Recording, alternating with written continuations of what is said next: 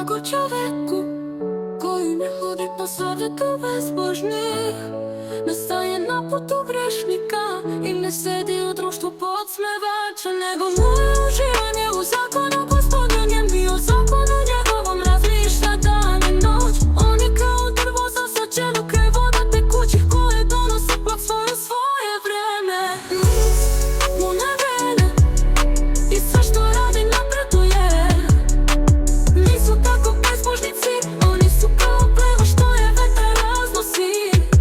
Zato se bezbožnici neće održati na sudu, ni grešnici u zajednici pravednih, jer Gospod poznaje put pravednih, a put bezbožnika propada. Blago čoveku koji ne hodi po savjetu bezbožnih, ne staje na putu grešnika i ne sedi u društvu podsmevača,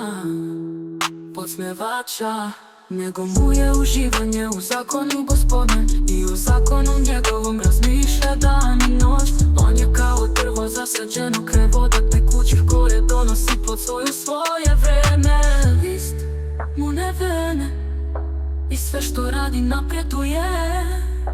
Nisu tako bezbožnici, oni su kao pleva što je vetar raznosi. Zato se bezbožnici neće održati na sudu, ni grešnici u zajednici pravednih, jer Gospod poznaje put pravednih, a put bezbožnika propada.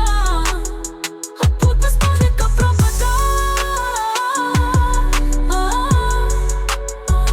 put bezbožnika propada.